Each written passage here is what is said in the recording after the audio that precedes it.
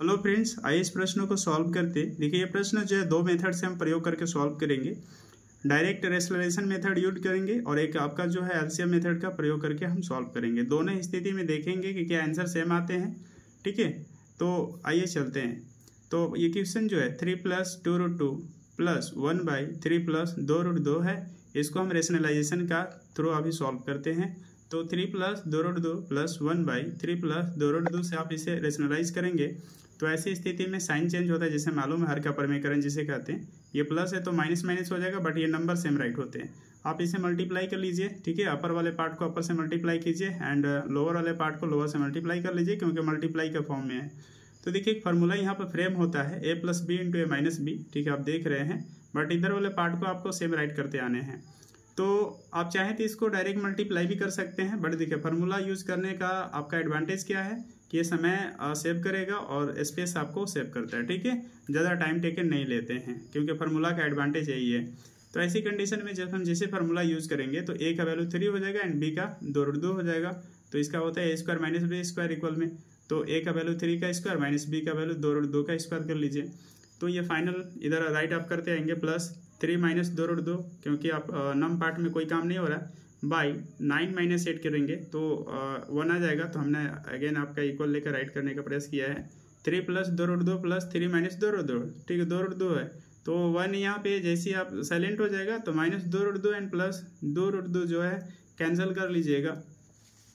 तो हमारे पास क्या बच रहे हैं +3 एंड +3। तो देखिए प्लस क्या हो जाएंगे 6 हो जाएंगे।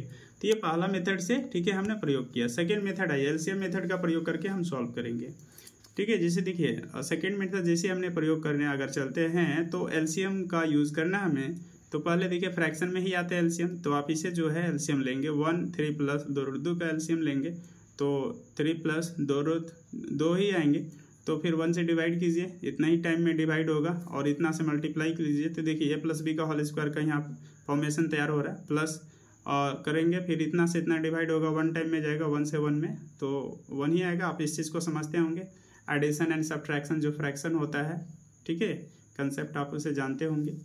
तो इसी तरह से सेम यहाँ पे हमने भी किया। तो a + b का होल स्क्वायर यूज जैसे करेंगे 3 + 2√2 का होल स्क्वायर +1, तो a² + b² + 2ab and square bracket लेने के बाद +1 राइट कर लीजिए। अब इसे इसको प्रोसेस करेंगे तो 9 आएगा, इसका 8 आ जाएगा एंड +1 यहाँ राइट कर सकते हैं।